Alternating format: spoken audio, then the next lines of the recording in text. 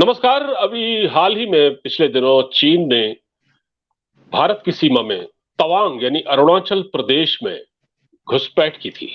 चीन ऐसा पहली बार नहीं कई बार कर चुका है और इस बार भी चीनियों को मार मार कर भगाया गया वो वीडियो वायरल हो रहा है। बड़ी तारीफ हो रही है उसकी और जो चीन के दुश्मन देश है वो इससे बहुत खुश है। और इस पर हमारे वहां क्या हो रहा है इस पर मैं थोड़ा बात करूंगा और इस मुद्दे पर बातचीत करने के लिए मेरे साथ मौजूद है एक्स्ट्रा ऑफिसर एन के सूद साहब, जिनके परिचय की कोई जरूरत नहीं है, आपको सब जानते हैं। सर नमस्कार। नमस्कार सर, चीन ने तो जो किया किया, हमारे यहाँ जो देश के अंदर जो लोग हैं, खासकर मैं राहुल गांधी का नाम लेना चाहूंगा। राहुल गांधी कांग्रेस के नेता हैं, आजकल तो वो भारत जोड़ो यात्रा कर रहे हैं, लेकिन बातें उनकी ऐसी हैं जिसमें ऐसा लगता है कि वो भारत तोड़ने की बात कर रहे हैं। तो उन्होंने अभी एक स्टेटमेंट दिया। उन्होंने कहा कि हमसे बहुत कुछ छिपाया जा रहा है, सीमा पर जो होता है हमको बताया नहीं जाता, और देखिए हमारे सैनिक वहां पिट रहे हैं, हमारे सैनिक वहां पिट रहे हैं। ये कितनी आ, खराब बात उन्होंने कही है, इसकी जितनी निंदा की जाए उतनी कम है। आखिर ये कहीं ना कहीं ऐसा दिखता है कि ये चीन के प्रति कोई सॉफ्ट कॉर्नर है। इनका रिश्ता क्या है इनका चीन के साथ? देखिए, इनको समझ नहीं आता कि क्या बात कर रहे हैं। मुझे तो डर लगता है कि इनकी सिक्योरिटी के जो लोग हैं इनसे क्या खुश होंगे ऐसी बातें करके। देखिए, अभी जब चाइना और इंडिया के आर्मी का जो आपस में फाइट चल रही थी या तवांग के अंदर या बाकी जगह में, तो वहां पे कुछ रॉ के लोग भी होते हैं जी। क्योंकि वो सारी वॉच रखते हैं उस सिचुएशन के ऊपर। तो उनको बड़ा गुस्सा था। एक ने मेरे से बात की, उसको बड़ा गुस्सा था कि ये क्या बात कर रहे हैं। वो कहता है दिल करता है कि पहले तो इनको निपट लें, बाकी बाद में उनको निपटेंगे। और कहते हैं कि हम जो लोग खड़े हैं इतनी ठंड के अंदर एक फाइट कर रहे हैं, अपने देश के लिए फाइट कर रहे हैं, किसी बीजेपी या कांग्रेस के लिए फाइट नहीं कर रहे। और वहां पे हम सेक्रीफाइस कर रहे हैं। -4 -10 डिग्री की टेम्परेचर पे खड़े हैं कि तमाम के अंदर तो बर्फ भी गिरी हुई है। और कहते हैं उसके बाद जब ये लोग बात करते हैं तो हमारा खून खोल जाता है। हम वहां पे जिंदगी और मौत के सामने खड़े हैं, एक तो वेदर की तरफ से, दूसरे खड़े हैं जो वहां पे सिचुएशन चल रही है, जो चाइना हमारे पे बार बार एक अटैक करने की कोशिश करता है उसको डील करने के लिए। और कहते हैं हमारा मॉरल बहुत अप है। मॉरल अप इसलिए है कि हमको वहां पे पूरी फैसिलिटीज है, ठंड के अंदर हमको सब कुछ सप्लाई किया गया, वार्म क्लोथिंग्स है, हमारी आर्मी के पास आर्म्स एमुनिशन है, हमारी आर्मी के पास पूरी सप्लाई लाइन है, पीछे एयरफोर्स खड़ी है, पीछे जो आर्मी के और यूनिट्स है वो साथ में खड़े हैं, और पीछे इंडिया के लोग खड़े हैं, इसलिए हमारा मॉडल अप होता है। लेकिन जब ऐसे लोग बात करते हैं तो हमें बड़ा दुख होता है। उन्होंने कहा कि जो केजरीवाल और राहुल गांधी का जो एटीट्यूड है, जब देखिए आपका पहले भी यहाँ पे झगड़ा हुआ था जून 2020 के अंदर, तो जिस टाइप के कमेंट्स आए थे केजरीवाल के और राहुल गांधी के, उससे भी लोग बड़े नर्वस थे, बड़े अपसेट थे। नर्वस नहीं थे क्योंकि अब इन्होंने अपना एक एजेंडा बना लिया है कि हम इंडिया के दुश्मन है, इंडिया के दोस्त नहीं है। इंडिया के ढाई दुश्मन है, एक है पाकिस्तान, एक है चाइना, एक अंदर से कांग्रेस पार्टी और केजरीवाल जैसी पार्टी, ये इंडिया के खिलाफ एक साजिश करते रहते हैं। देखिए, जब डोकलाम हुआ था तो राहुल गांधी का क्या एटीट्यूड था, इससे कुछ नहीं बात की कि किस तरीके से हमारी फौजों ने चाइना को डोकलाम के अंदर रोका, क्योंकि वहां पे हमारे सिक्योरिटी के कंसर्न्स थे। तो तब ये जाके चाइनीज एम्बेसी में चले गए, एम्बेसडर से जाके डिनर करके आते हैं चुपचाप, और पकड़े जाते हैं तो कोई बात नहीं करते। पार्लियामेंट के अंदर भी ऐसी बात हो रही है, जब भी चाइना का इशू डिस्कस होता है तो ये पार्लियामेंट की जो प्रोसीडिंग्स है उसको खत्म कर देते हैं ताकि वहां कोई बात ना हो। और देखिए, इनकी विजिट हुई है पाकिस्तान, चाइना के अंदर, नेपाल में गए थे, नेपाल जाके अपनी सिक्योरिटी को वापस भेज दिया, क्योंकि ये इनको Z+ सिक्योरिटी मिली थी। तो जब भी बाहर जाते हैं Z+ वाले तो उनके पास सिक्योरिटी के लोग साथ जाते हैं, उसके गवर्नमेंट को बताया जाता है ताकि वो भी इनकी सिक्योरिटी का अरेंजमेंट करे। लेकिन राहुल गांधी चुपचाप चले जाते हैं, सिक्योरिटी वालों को नेपाल से वापस भेज दिया, उसके बाद ये चले गए चाइना। और PLA की सपोर्ट से, या PLA इनको लेके चला गया मानसरोवर।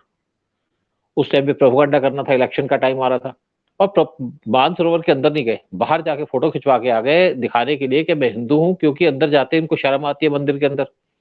और किसकी सपोर्ट से गए? चाइना की PLA, क्योंकि वहां तो गवर्नमेंट भी सेम है और उनका जो PLA वो भी सेम है। तो उसके बाद जब जब भी कोई सिचुएशन होती है तो चाइना को सपोर्ट कर लेते हैं। और इनको एक्चुअली बड़े अफसोस है, क्योंकि इनका 2008 के अंदर एक एग्रीमेंट हुआ था चाइनीज PLA के साथ या गवर्नमेंट के साथ, और उसमें क्या एग्रीमेंट हुआ था, छुपाया हुआ। तो ऐसा लगता है कि ये एक एजेंट है चाइना के, उसी के तरीके उसी की टोन में बात करते हैं, उसी के साथ बात करते हैं, उसी का जो एजेंडा है उसी को लेके आगे चलते हैं। और ये बड़े अपसेट है इंडिया के अंदर कि इंडियन आर्मी ने किस तरीके से चाइनीज पीएलए को रोका है बॉर्डर के ऊपर। 2.5 साल से हमारा स्टैंड चल रहा है लद्दाख के अंदर, और तवांग के अंदर हमने 2-2 बार उनको पकड़ के पीटा है। क्योंकि देखिए चाइनीज कोई ऐसा बात नहीं है कि आज पहली बार आ रहे हैं, चाइनीज का एक एजेंडा है, इंडिया की टेरिटरी के अंदर बार बार घुसते रहते हैं। पहले हम इनको चैलेंज नहीं करते थे, आज हम इनको रोकते हैं। जब चाइनीज प्रेसिडेंट इंडिया के अंदर आए थे तो उस टाइम पे भी चाइनीज फोर्सेस उत्तरांचल में इंडिया के एरिया में घुस गए थे, पीएम मोदी उनके साथ बैठे हुए थे, गुजरात में बैठे हुए थे। तो पीएम मोदी ने चाइनीज प्रेसिडेंट से कोई बातचीत नहीं की इस इशू के ऊपर, लेकिन वहां पे इंडिया ने एक बड़ा स्ट्रॉन्ग स्टेप लिया।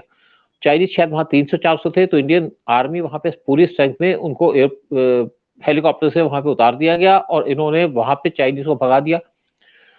पीएम मोदी का एक अलग एटीट्यूड है, जैसे नेहरू या बाकी लीडर थे, वो अपने पिछवाड़े में नहीं देखते कि क्या हो रहा है, वो फेथ करते हैं। पीएम मोदी फेथ करते हैं अपोनेंट पे, लेकिन साथ में पूरी प्रिकॉशन लेते हैं।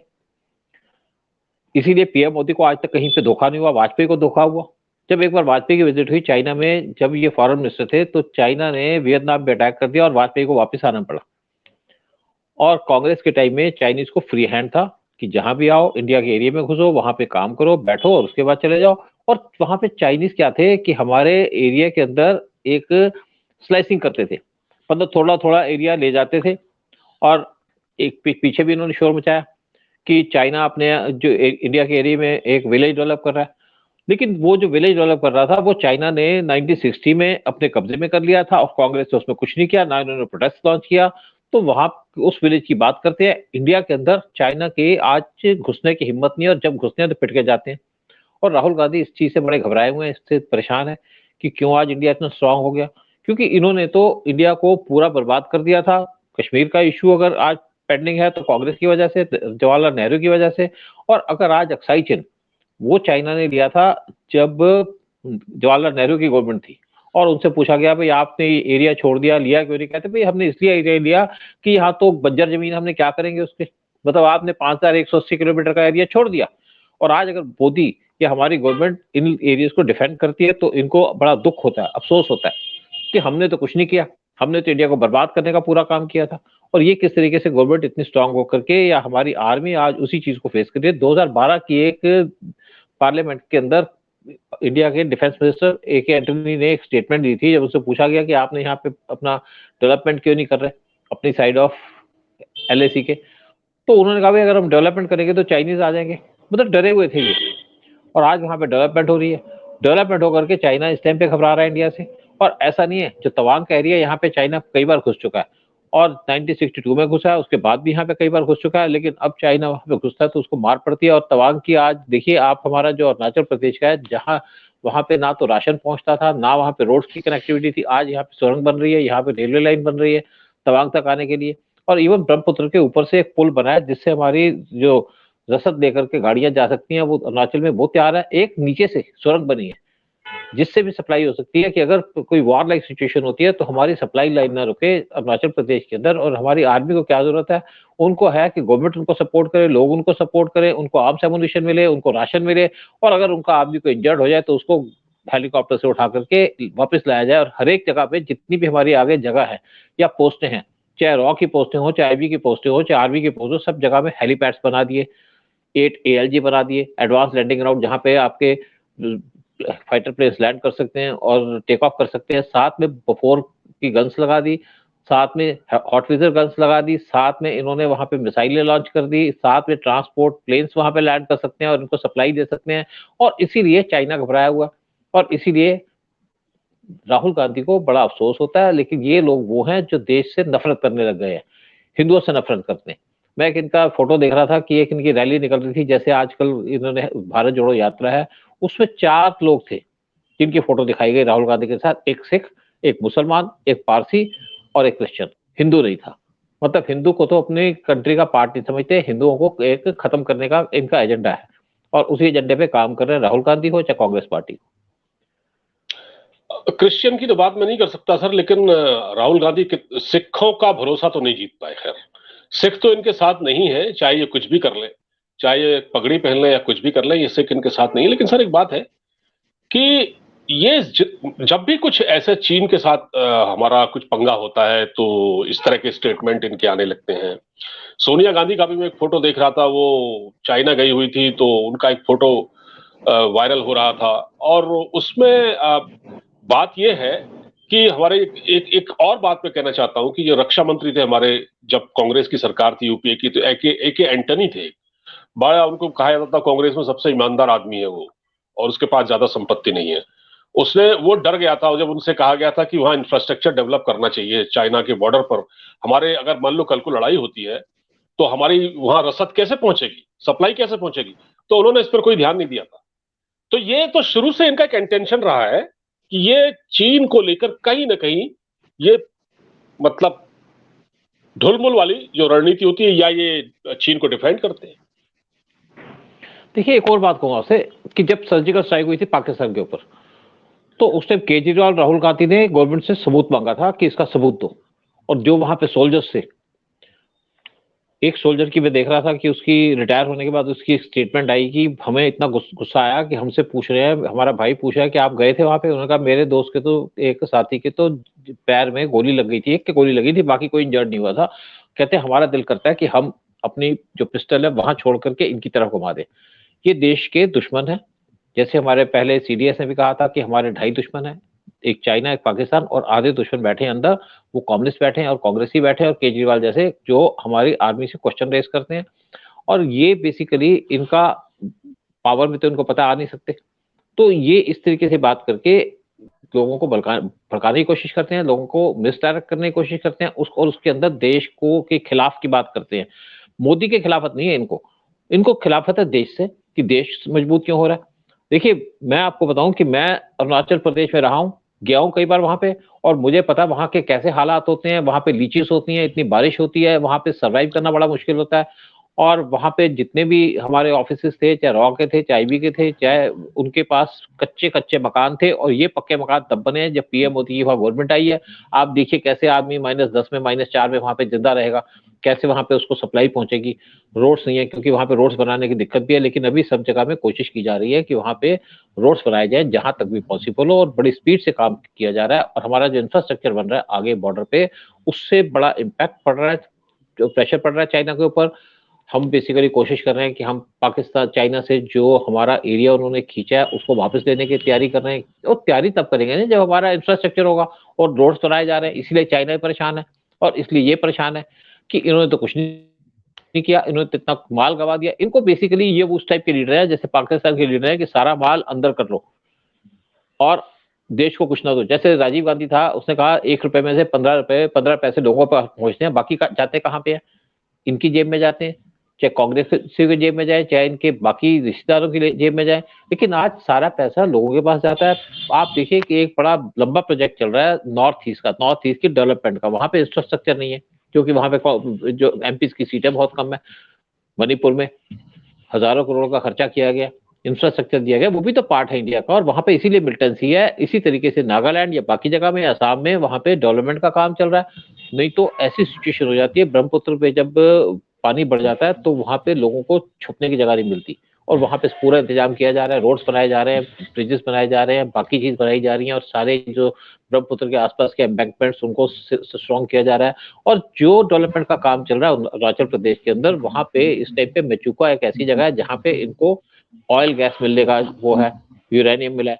तो गवर्नमेंट हमारे पूरे काम कर रही है, और देश को सपोर्ट करने के लिए, देश को स्ट्रॉन्ग करने के लिए, और ये काम कर रहे हैं देश को कमजोर करने का, क्योंकि इनको कमीशन नहीं मिल रही। बहुत सारे फैक्टर हैं, और ये इसीलिए ये जो फ्रस्ट्रेशन है ये साफ दिख रहा है। और ये मैं आपको एक और बात बताऊं कि 71 में हमारे पास नेट एयरक्राफ्ट था जिससे हमने लड़ाई जीती। उसके बाद हमारे पास कोई प्लेन नहीं था, नेट भी गायब हो गया, बाकी भी कुछ नहीं। क्यों? बाहर से सामान मंगाएंगे तो उसमें कमीशन मिलती थी, डिफेंस के अंदर स्पेशली। और इसीलिए आप देखिए उस टाइम पे कितनी कितनी डील हुई। वीवीआईपी हेलीकॉप्टर मंगाए जा रहे हैं इटली से, उसके अंदर हेरा फेरी मेरी।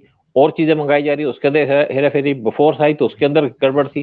तो इस गवर्नमेंट ने आके रफाल मंगाए तो इन्होंने उस पर क्वेश्चन पूछने शुरू कर दिया। आज हमारे पास रफाल पड़े हैं तो इसीलिए हम चाइना के सामने स्ट्रांगली खड़े हैं। और आज क्या हुआ, कितने साल से, 40 साल से हमारे पास कोई प्लेन नहीं था, आज तेजाज बन रहे हैं, तेजाज की 2 स्क्वाड्रन आ चुकी हैं हमारे पास, और प्लेन बन रहे हैं, हेलीकॉप्टर हमने अपने खुद बनाने शुरू कर दिए। फिर अमेरिका से हमने चिनूक हेलीकॉप्टर्स लिए हैं जिससे हम पहाड़ों पे भी अपनी तोपें ले जा सकते हैं। और हमारे अंदर आप देखिए रेगुलरली मिसाइल टेस्ट होते हैं। ब्रह्मोस मिसाइल हमने सारे बॉर्डर के ऊपर लगा दिए। फिर हमने S-4 का डिफेंस सिस्टम लिया है रशिया से, एक हमने चाइना के ऊपर लगाया, एक लगाया पाकिस्तान और चाइना दोनों को कवर करता है। और सारा का सारा हम कंट्री की सिक्योरिटी को स्ट्रॉन्ग कर रहे हैं। वर्ल्ड में माना जाता है कि इंडिया की एयरफोर्स आज नंबर 3 पे है, चाइना से भी ऊपर, जबकि चाइना के पास डबल एयरफोर्स है। और आज हम इस कैपेसिटी में है कि हम यहाँ पे 5th जनरेशन का भी प्लेन बना रहे हैं। हमारे पास 2 एयरक्राफ्ट कैरियर्स हैं, तीसरे की भी मंजूरी दे दी है गवर्नमेंट ने कि आप खुद बनाइए।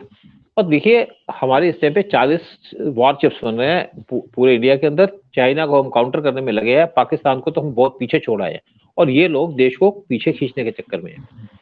और ये तो शुक्र है कि ये लोग पावर में नहीं है, क्योंकि देखिए अरुणाचल प्रदेश के अंदर जो हालात हैं या जो वहाँ पे क्लाइमेट है, हर एक जगह में इतना डिफरेंट क्लाइमेट है, इतना स्ट्रॉन्ग क्लाइमेट है कि वहाँ पे आपका पहुंचना मुश्किल है हेलीकॉप्टर से भी, क्योंकि बारिश होती रहती है 24 घंटे। उसके बाद भी हमारे सोल्जर्स खड़े हैं, हमारे जो इंटेलिजेंस के लोग हैं वो खड़े हैं। और इनको प्रोटेक्शन कौन देता है? ये जो राहुल गांधी बैठे हैं, इनको प्रोटेक्शन कौन देता है? इनको हमारे सोल्जर्स प्रोटेक्शन देते हैं। केजरीवाल को कौन देता है?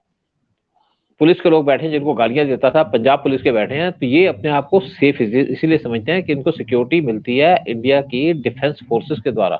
सोनिया गांधी को भी और प्रियंका गांधी से इन्होंने उनकी जब सिक्योरिटी डाउनग्रेड की थी तो प्रियंका गांधी ने एक कांग्रेसी को बुला करके जबरदस्ती उस गाड़ी अंदर घुसा दी, और इसको इशू बनाने के लिए।